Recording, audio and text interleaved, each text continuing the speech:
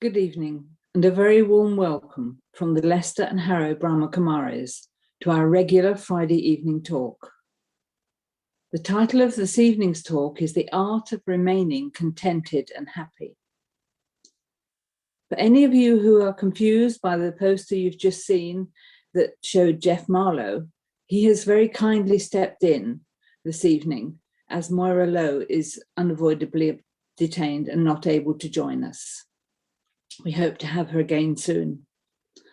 So Goff has been a student and teacher with the Brahma Kumaris for 30 years and is very experienced in both these topics of contentment and happiness.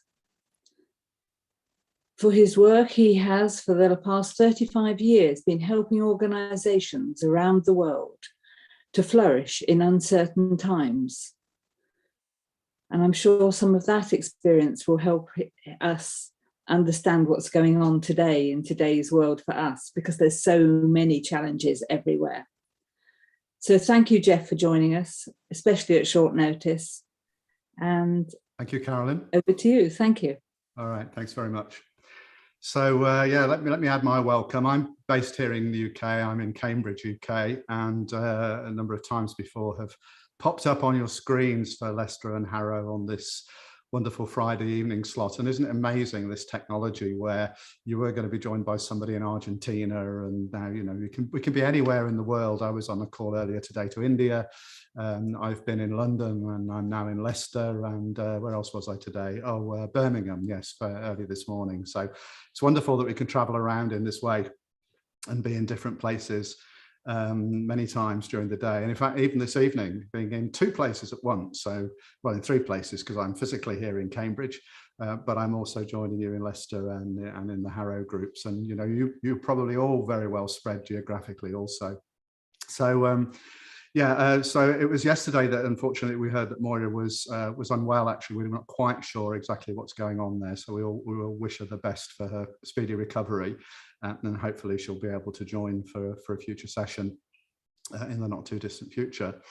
But when I was approached, when Usha asked me would I step in, this is a great topic, you know, contentment and happiness. And actually, it's two of three themes that I think we all really want in our lives. You know, we want to be happy, we want to be contented, and we want to be fulfilled. And I don't think there's anybody really who doesn't want those three things deep down. And the question really is, how do we get them? How do we become happy and contented? And I'm going to sneak in my third element of fulfilled here, because I think fulfillment is also an important part of this. You know, we could kind of conceivably be contented and happy. Yeah, okay. I'm going to counteract my own argument here and say we probably can't really be contented unless we feel fulfilled as well. So the key question is, how do we achieve that state, and how much can we achieve consistency in that state, and particularly in a world that is increasingly uncertain and unpredictable. And as Carolyn was just saying in the introduction, you know, my professional work for 35 years now has been helping organizations not only deal with uncertainty and unpredictability, but actually to be in charge of how they unpredictably and disruptively challenge competitors in the marketplace. So I started off my career in engineering. My degree is in electronic engineering, and I worked for an innovation consultancy here in Cambridge. I came to Cambridge to live here in 1983. So that's what, 38 years ago now. And the thing that struck me about working for an innovation firm was that the culture was very vibrant, and the culture was one that really encouraged people to flourish, because the firm really recognized that if you create conditions in the organization and a culture that really supports human flourishing, then people become creative. And if people are creative, one of the things that they create is value for the organization and value for the clients that the organization serves. And that was really recognized very early on by the founder of the organization, who founded it in 1960, that was the key to really sustainable organizational success for the firm itself, but also for its clients. And so I was really, if I used to say to people when I moved here to Cambridge and started to work for this firm, it was a bit like I'd died and gone to heaven, because previously I'd worked for the BBC in engineering, designing sound studios and transmission chains and broadcast stuff. And then before that, I'd worked for a few years for British Aerospace, so in the aerospace industry. And both of those were organizations that were very rigid and hierarchical, and didn't really give much opportunity for people to flourish, or at least, the amount of flourishing you could do was very much constrained by the box that you got put into by your job title and your job function. And so recognizing that flourishing and creating value and innovating was something that was increasingly required for the clients of the firm that I was working for here, I became fascinated with what is it that drives that kind of culture. And alongside that, just over 31 years ago, actually, I came across the Brahma Kumaris, funnily enough, when I was off work with stress. And I'd been to the psychotherapist, and I'd kind of done all the conventional things to find out why I wasn't happy and contented. Because actually there was no reason for me not to be happy and contented. Certainly in my mind that was true, but also in the mind of the expert psychotherapist that I went to see, who was a really top guy in his field. He ran the psychotherapy department at the Cambridge University Teaching Hospital here, Addenbrooke's Hospital, which is where the Cambridge University does all its medical research. So I kind of figured that if anybody knew why it was that I wasn't happy and contented, despite having a good job and a happy marriage and a healthy child and a company car and a nice house in Cambridge, all the kind of things that we're encouraged to believe in life will make us happy. It ticks in all of the right boxes for that. And in fact, after a 3-hour consultation with this guy in his private consulting rooms, he looked at me over those little half glasses that they always seem to wear, these professional medical specialists. And he looked at me and he said, "You should be happy." So as far as he was concerned, there was no reason why I shouldn't be happy, contented, fulfilled. Unfortunately for me, I'd kind of put a lot of hope on the fact that if anybody could find out why I wasn't happy and contented, this guy would have the answer. He had all the qualifications, running a department at a university teaching hospital and one of the top half dozen universities on the planet regularly in the rankings. Seemed to me that this guy, pretty top guy in his field. And so when he didn't know what was wrong, I went away that evening feeling even more depressed and anxious and worried and unhappy and discontented and not fulfilled, because I'd kind of expected that that this is where the answer would come from. But in a funny way, it kind of really is the pivotal point for what I wanted to share with you this evening, because what I discovered when I stumbled across the Brahma Kumaris, which I did here in Cambridge, it was the 20th of August, 1990. So as I say, just over 31 years ago that I first set foot through the door of the BK Centre here. And the young lady who gave me the introductory talk, it's like introductory class, if you like, to sort of explain what BK philosophy is about and what the meditation that we teach and that we learn is all about. She asked me why I was stressed and off work and why I'd come along to learn meditation. And I said, well, I explained this situation of a particular conflict that had happened at work, where I was about to project manage the biggest project we'd ever done, and it was for our biggest client, so it was quite a lot riding on it. And the client was the big electronics company, then our medical devices company, Philips in Holland. And so I was supposed to be in Holland for the kickoff meeting of this major project, which had a lot riding on it for our firm. And it turned out that the only day the client could make the kickoff meeting in Holland was also Alexander, our son's first birthday. So we'd arranged a birthday party for him in Cambridge. And I literally felt like I was torn in two, because Jeff, the dad, desperately wants to be here in Cambridge for Alex's birthday party. And Jeff, the consultant, desperately wants to be. at the client meeting in Eindhoven in Holland. And of course, with Zoom, I could have done both, but Zoom didn't exist in those days, and Skype didn't exist, and we didn't even have mobile phones. Can you imagine? So I really felt this really kind of like being ripped in two by this desire to both be a good dad and both be a good consultant, and that real conflict. So I was explaining this to the young lady at the meditation center, and she said, "Oh, that's easy." And I'm like, "What do you mean that's easy? I've just been to see the guy who does psychotherapy at the university teaching hospital, and he didn't know what I've got. How come, what qualifies you to say it's easy? You've got no medical qualifications. You've only been meditating for 2 years. Well, what's all this about?" So she said, "Your problem is you don't know who you are." "Sorry, I think I do. I have certificates I can bring and show you them." So she said, no. She said, "Here's the problem. You think that you are Jeff. You think that you're Alexander's dad. You think you're Alison's husband. You think you're Sadie and Arthur's son. You think you're Mary and Anne's brother. You think you're the consultant who works for Cambridge Consultants. But in reality, those are all roles that you play. And you are the actor who plays all those roles." And it was literally like a 10 kilowatt light bulb went on in my head in that moment. And I could just see totally clearly what she was talking about, which is there is only one me in here behind all those different roles. If you like, those different masks of the different roles that I play, there is one actor.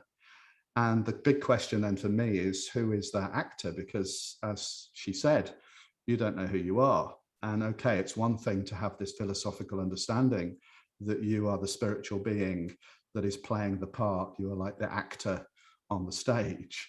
As Shakespeare said, all the world's a stage and men and women are players, and we have our exits and entrances. It's one thing to understand that intellectually, but what does it actually mean in practice? And of course, that's the whole purpose of the meditation practice that we teach and learn here, and that I've personally been practicing for just over 30 years, is how do I, is to really step into the awareness of that self that is beyond the roles, that is behind the mask, that is the one that plays all these different roles. And so within that context, one of the things that became fairly clear to me quite early on, apart from the fact that I didn't even know who I was, which is always an interesting concept because we think we know ourselves. And yet, if you look back in ancient philosophy, the temple of Apollo at Delphi, it's now in Turkey, but it was in the Greek Empire back then, had "know thyself" across the doorway. Or if you watch the more contemporary source of that, the Matrix movie, that also had the same thing in it, knowing the self behind the roles, behind the masks. So it's something that's been challenging for human beings for a couple of thousand years or more, is to try and really know the self, and not just know the self, as I say, as an intellectual construct, but actually know as a lived experience, who is that me? That was a big cornerstone and a big foundation for the whole journey. But the thing that became quite clear fairly early on is, why was it that I wasn't happy and contented, even though I had all of the success in the roles that I was playing, my job, marriage, being a parent, having, house, car, all the kind of things that we're supposed to want and are supposed to make us happy and contented. And what I realized, and something that became quite central to my understanding, but also in terms of helping others to understand these ideas and how to live with kind of spirituality as a very practical part of your life, as opposed to something that you kind of do on a Sunday or a Thursday or whatever the holy day is, and you kind of go and retreat away into your cave or your temple or your church or your Gurudwara or whatever it might be.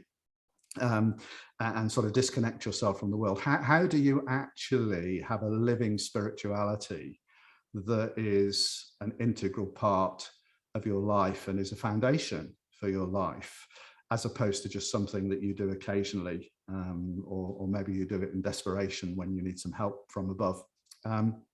So this was the thing that I realized was, everybody starts off in a state of feeling, I'm not completely happy, fulfilled and contented. Henry David Thoreau, the famous American writer who wrote Walden was his sort of most famous work. He had this phrase that the mass of men lead lives of quiet desperation. Of course, in those days when they said men, they meant men and women too, but they was use the masculine term.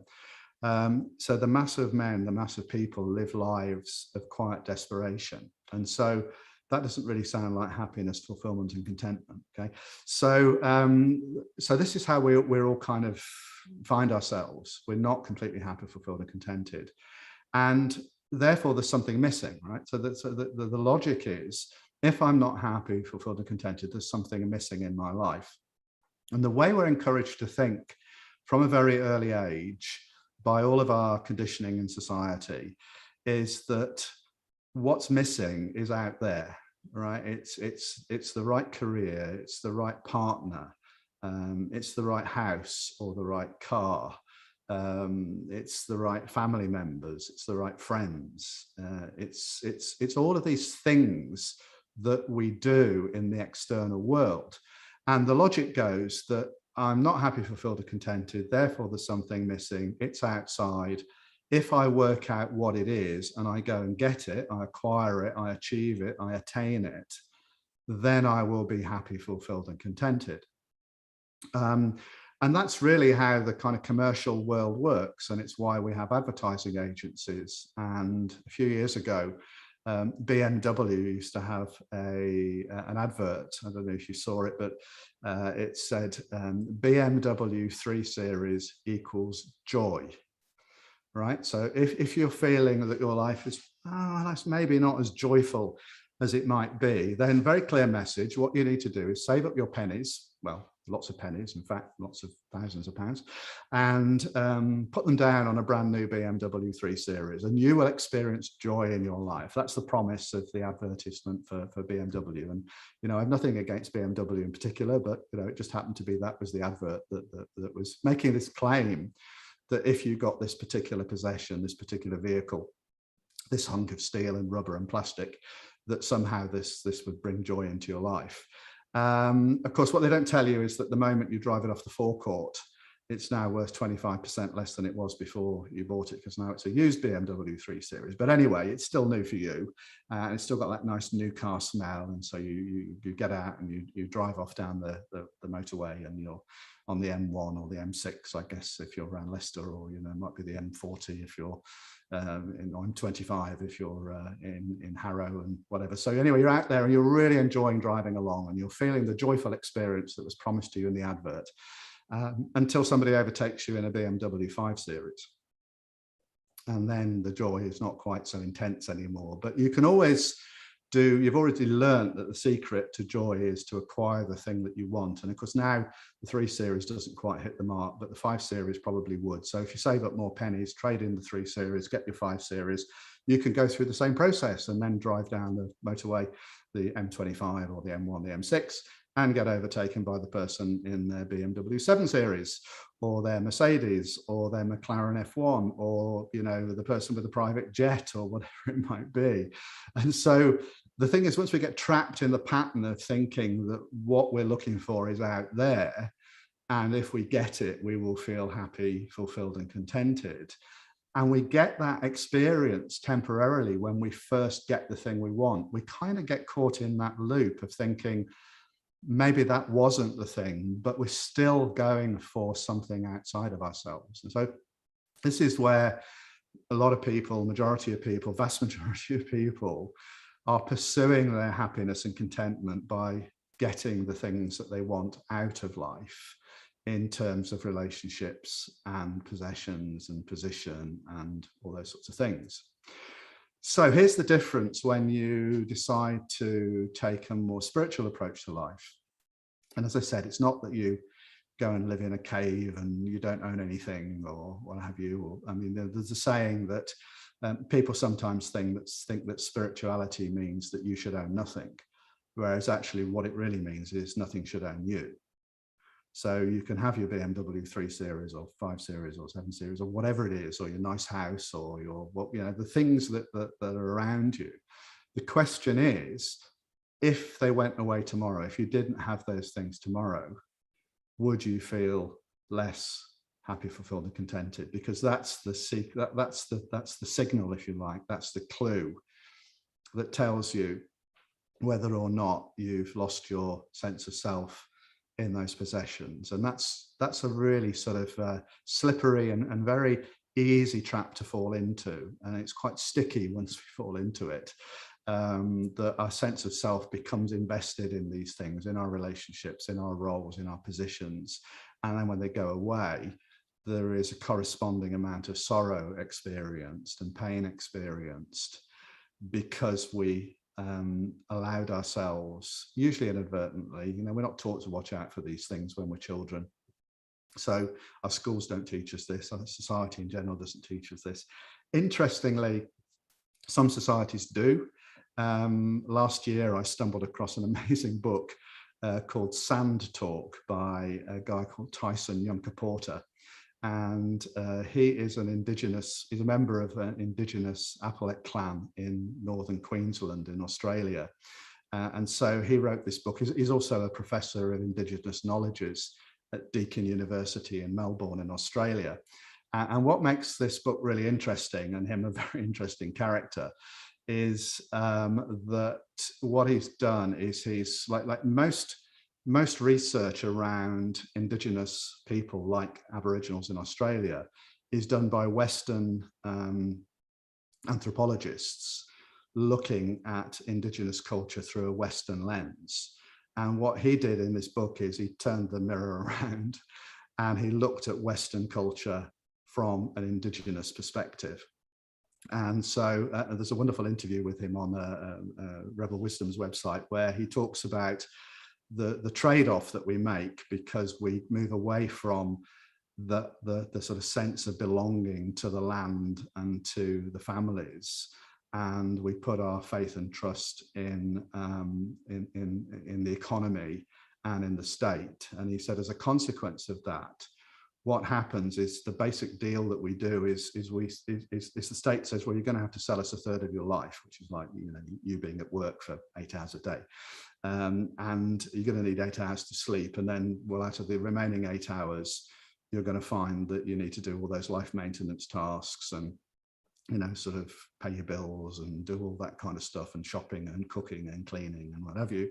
And oh yeah, you're also not going to be doing any physical activity because you're working in an office, whatever. So you're going to need to set aside an hour a day for exercise, and that's okay though. We're going to provide you with these horrible little spaces called gyms that you can go in and lift heavy things that don't need lifting, ride on a bike that doesn't go anywhere, and run even though you're not chasing anything and nothing's chasing you and you're not in a hurry. And that you're going to do those things over and over and over again until you die.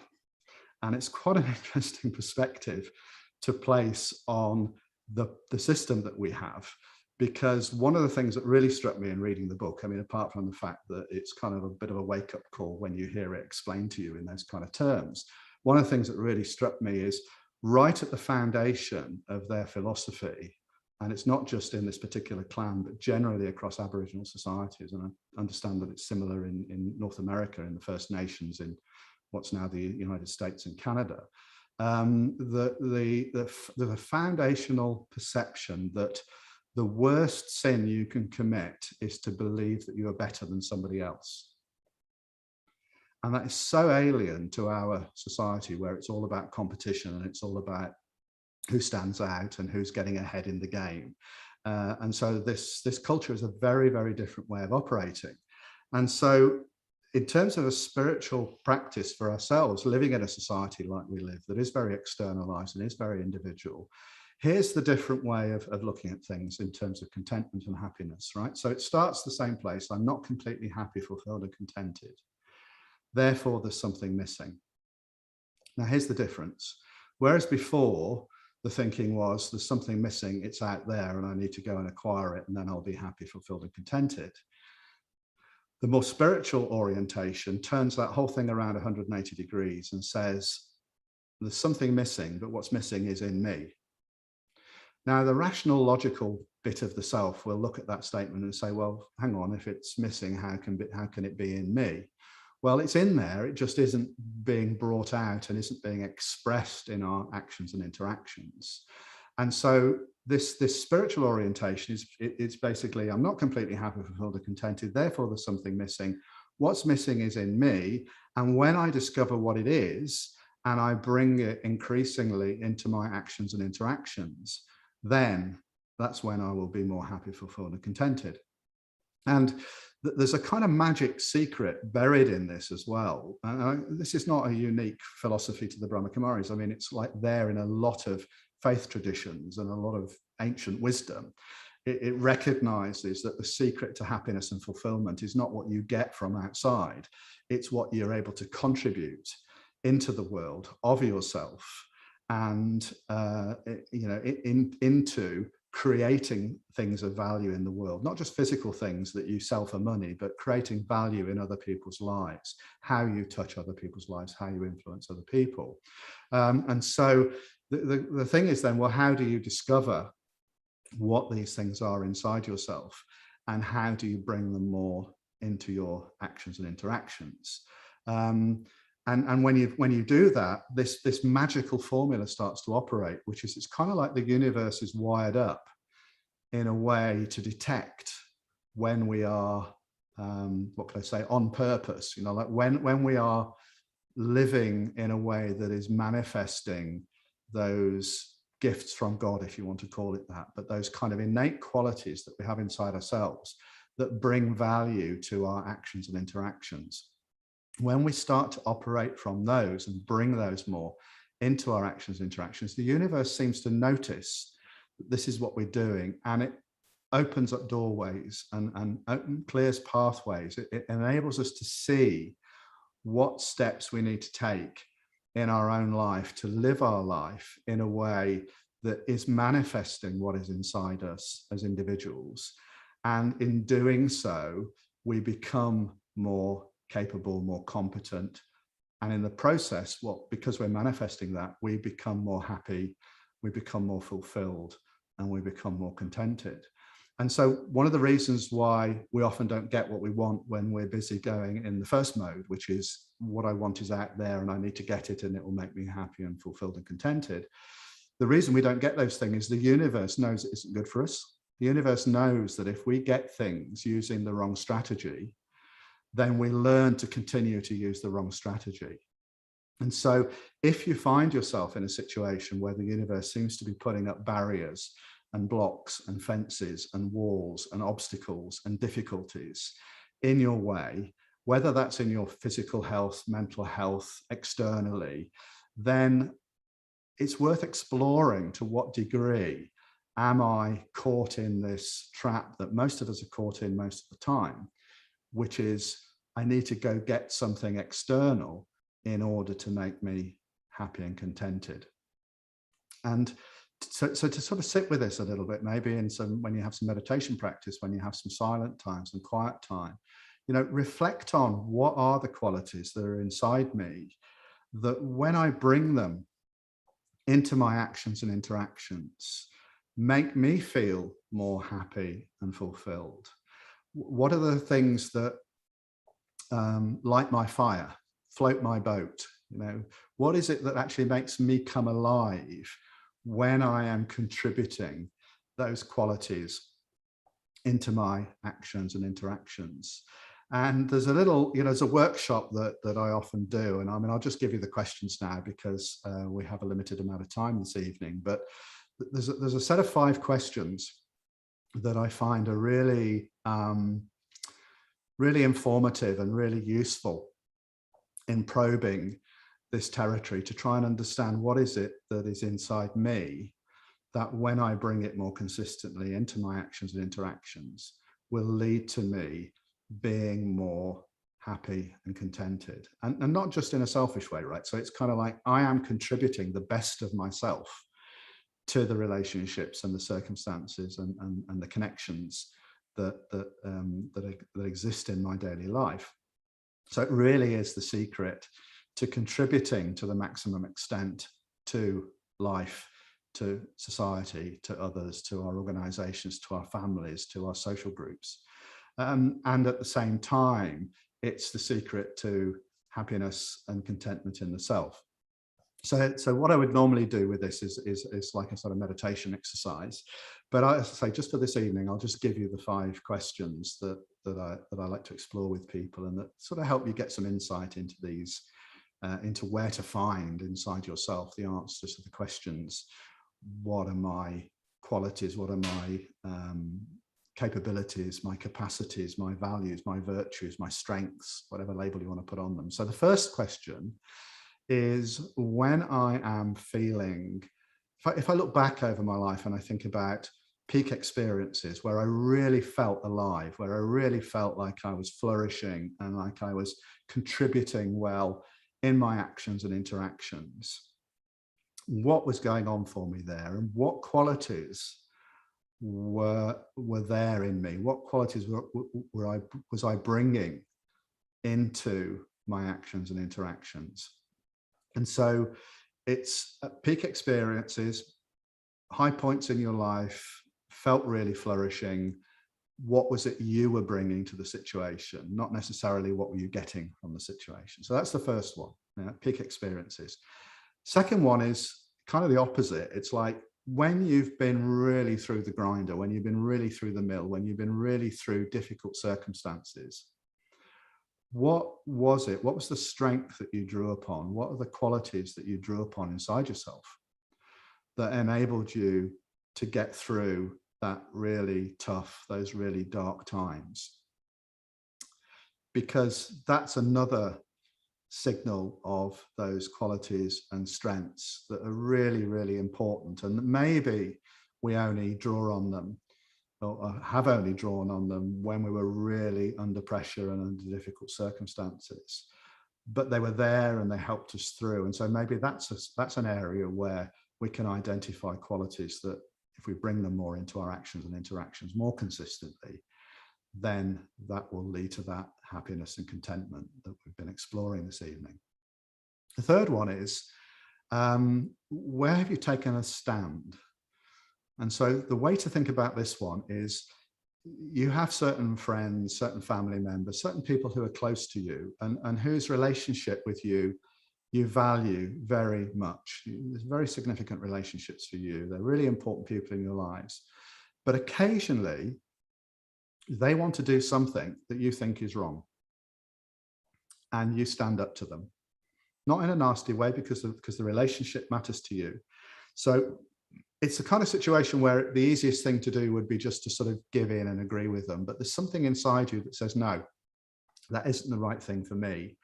And so you take a stand on it. And the fact that you take a stand on it, almost at the risk of compromising important relationships, is something that shows you it's a really important quality for you.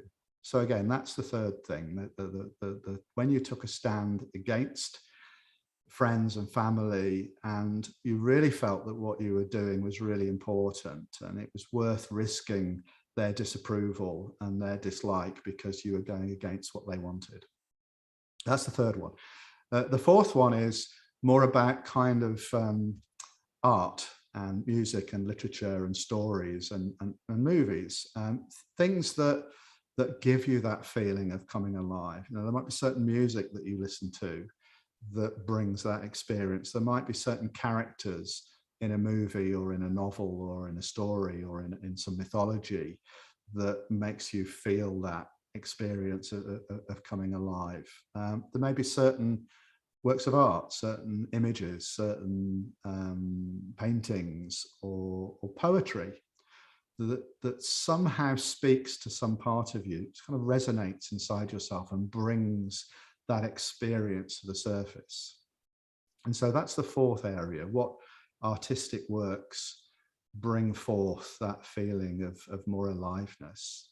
And the fifth one comes with a little bit of a pre-warning. And the pre-warning is, you have to, if you sit down to do this exercise, you have to really be attentive to the person. It's about a person, the person that comes to your mind first, because we all carry around inside ourselves a little internal board of sensors that kind of sees us doing things that we think, oh no, that's not right, and we kind of replace them with something that we think is more right. So be aware that could happen when you try this fifth, when you try to explore this fifth question. And the fifth question is, who are your heroes? And these are people whose example triggers some sort of positive experience inside you. And you look at them and you look at their example, and it kind of lights you up inside. And the reason I gave the little warning is because when I did this exercise, and I was given the warning as well, you know, it's like, be careful, because the internal censor will try and put a different answer forward. And so what happened for me was I did this exercise, and the person who came to my mind was Freddie Mercury, the former lead singer of the band Queen, who died from AIDS 20 years ago, something like that. And the moment Freddie sort of appeared in front of me, that little internal censor manifested as Mother Teresa, who sort of like pushed him off the stage. And so Mother Teresa was there instead, because Mother Teresa is the kind of person that you're supposed to have as a hero, isn't she? You know, or Gandhi or Mandela. You're not supposed to have someone like a rock star who, you know, had a hairy chest and a, you know, microphone and strutted around and died from AIDS, right? So the point about this exercise is you have to try and dig a little bit deeper to think about who is the, what are the qualities that you see in that individual, right? And in this case, for me with Freddie, it was, you know, this was a reflective exercise. So I was wandering around. This was in India at the headquarters of the Brahma Kumaris, and I was wandering around in beautiful sunshine and all that, just reflecting on what's it about Freddie that really sort of made me think of him as this kind of hero figure. And it was that he was being himself. He wasn't copying anybody else. He was a unique character who was actually being himself. Now, somebody else might think of him for a different reason, or might not see any heroic qualities in him whatsoever.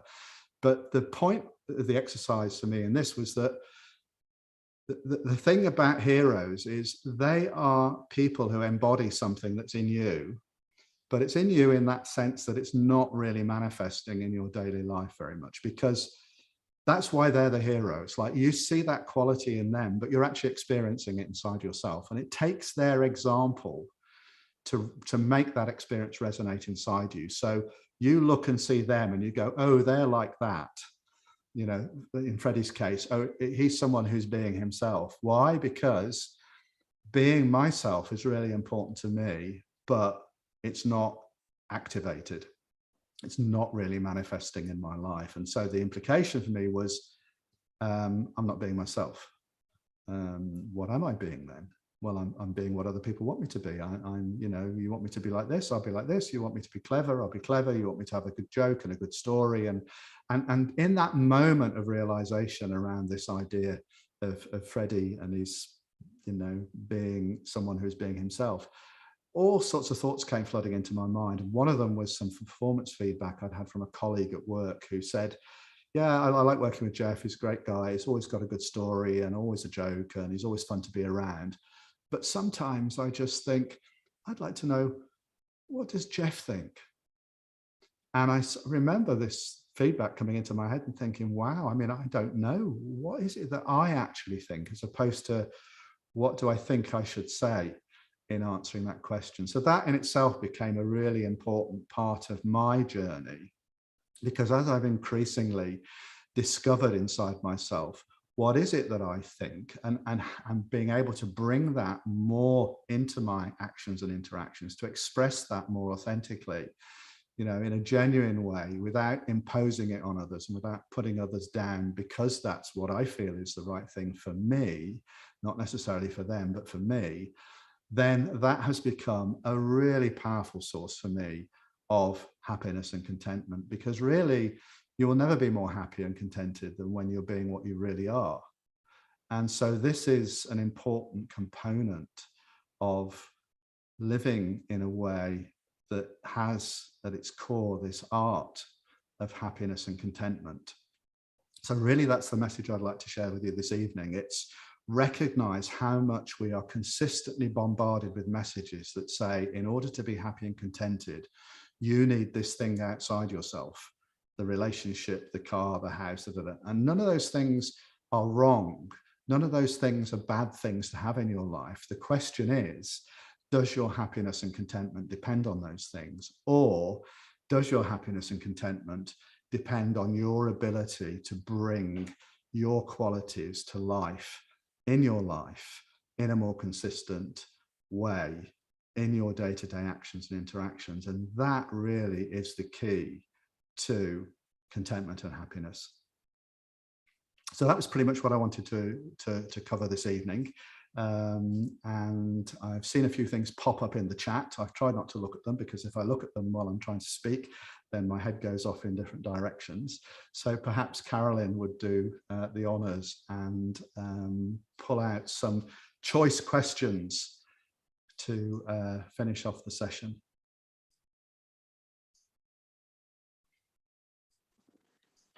So thank you, Jeff. First of all, people have asked for the title of the book that you were quoting. I'll put that in the chat. Thank you very much. And sort of one question, how do we recognize what's conditioning and what's real?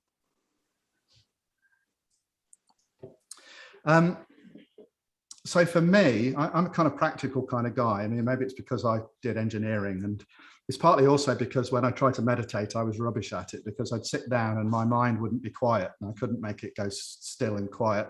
It would be busy thinking about stuff. And so I used to sit and think a lot about thinking about meditating rather than actually meditating.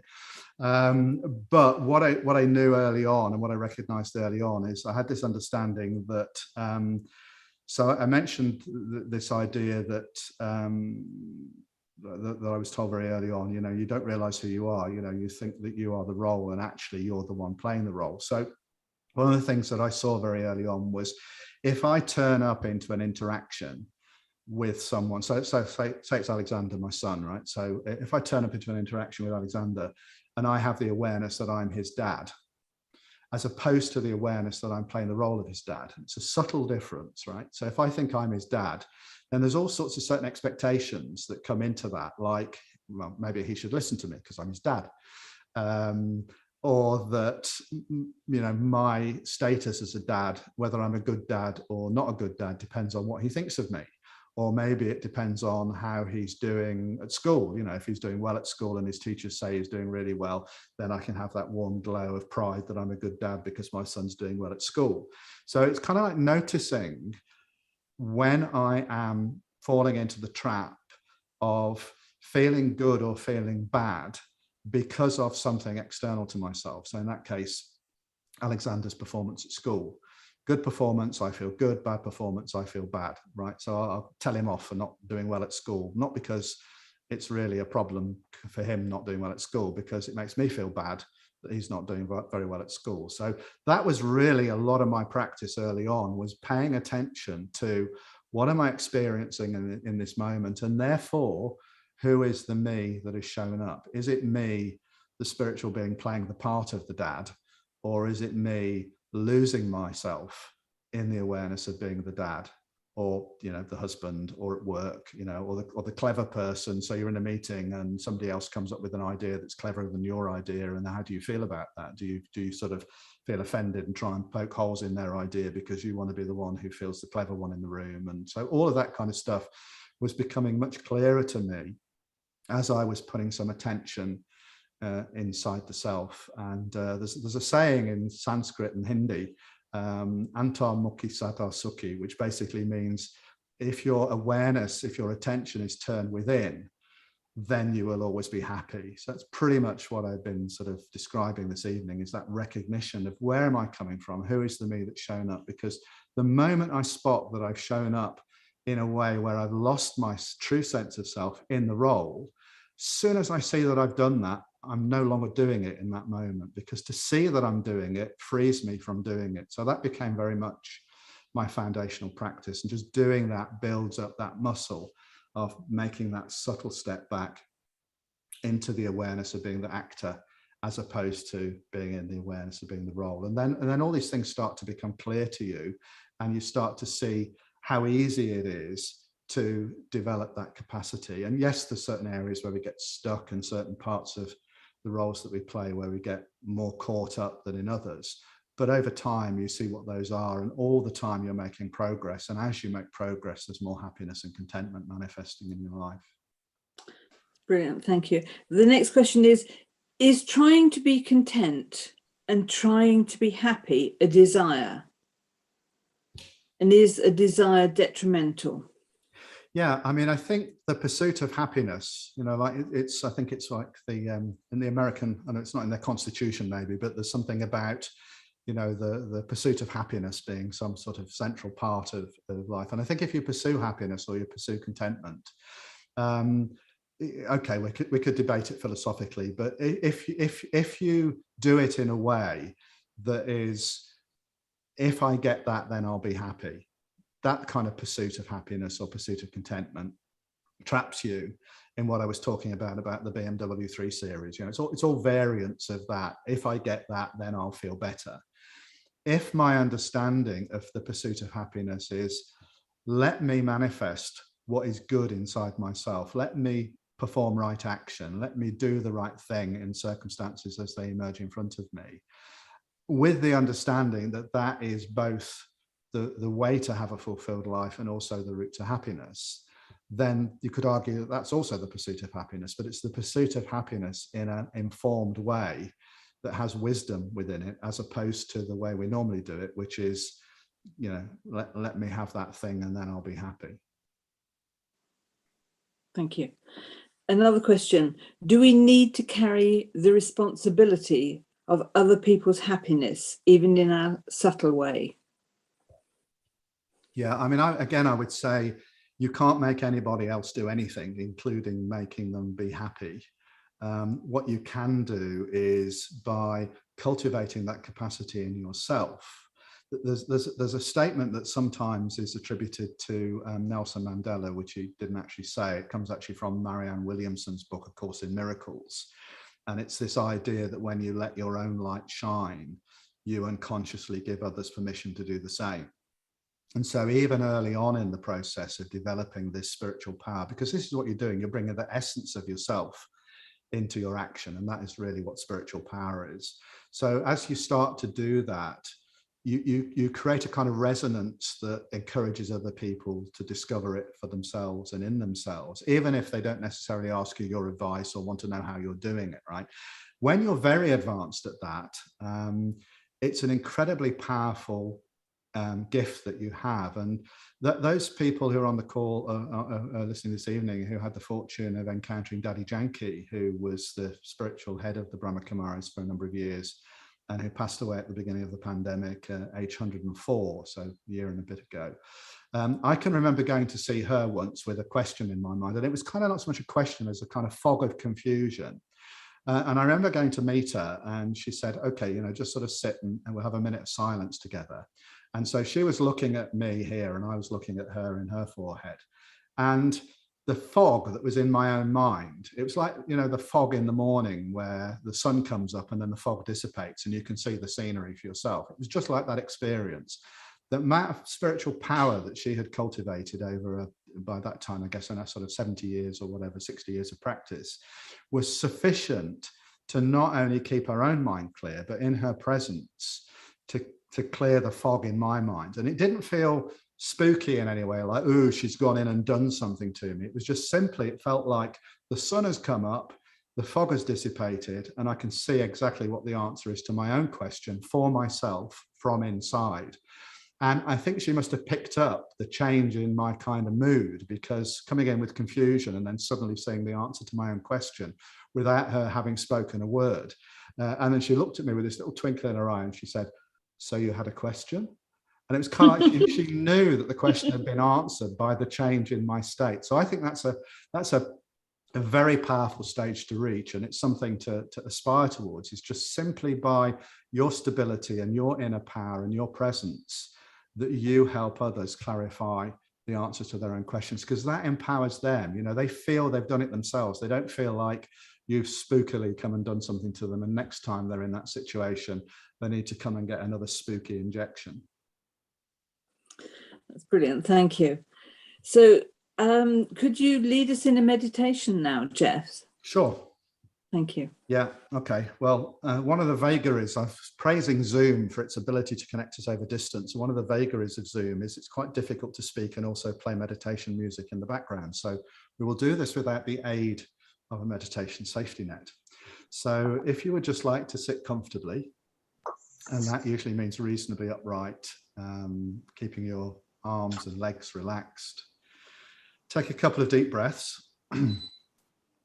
And as you breathe out, just consciously let go of any tension that you feel in your body.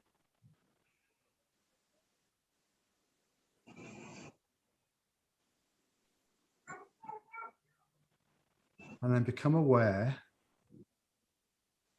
that you are here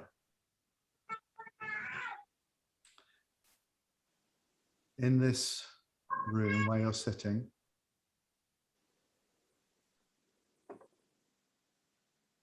in this moment in time.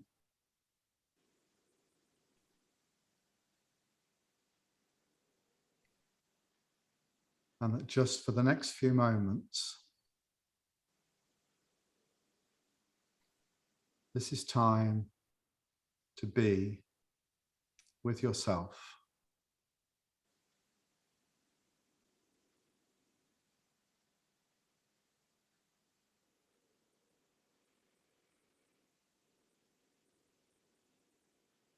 Be aware that as you sit here, whatever feelings are going through your body, whatever thoughts are going through your mind, that you are the observer of those thoughts and those feelings.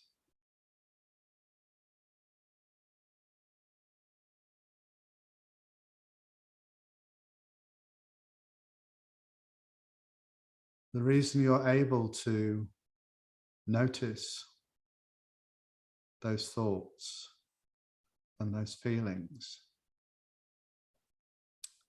is because your natural innate state is one of silence and of peace.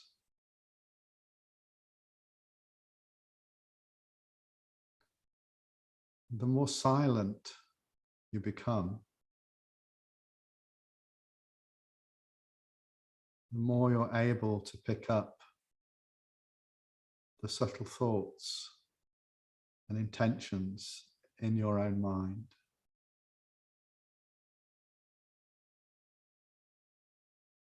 And the more peaceful you become, the more you're able to detect subtle feelings and experiences within the self.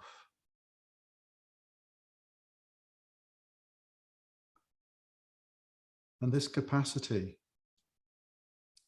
to sit in your own silence, in your own peace, and observe the content of your own consciousness as it rises, as it falls, as it arrives, as it passes through. A little of this practice each day gradually builds up this experience that I am the being of silence, the being of peace, that is behind the thoughts, that is behind the feelings. And then gradually I become the master of my thoughts and my feelings, so that external situations and circumstances and the behavior of others has less impact on my state of being. This means I become more able to remain true to myself and to respond to situations with my own strength, my own qualities, that then make the maximum contribution to the world around me, and also lead to an increase in my own happiness and contentment. This is why the mantra that you will hear so often here at the Brahma Kumaris is Om Shanti. Om, I, the soul, the spiritual being, the actor. Am, Shanti. And Shanti means both peace and silence. Om Shanti.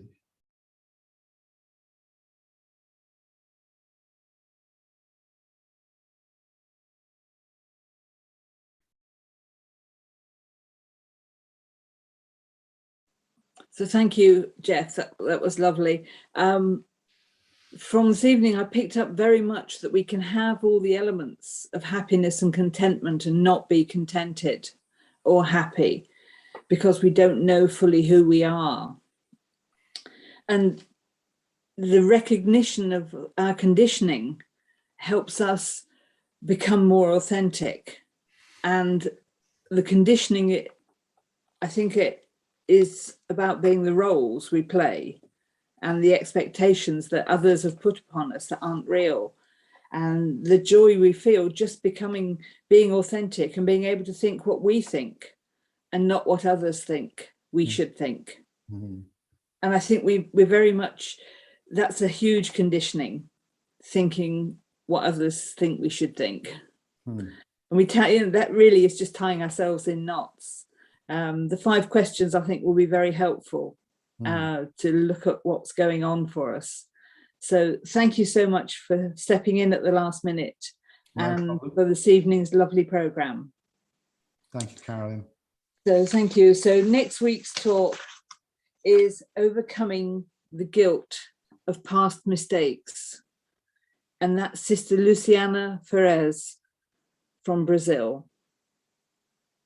So do join us again then, and say thank you once more, Jeff, for a lovely evening.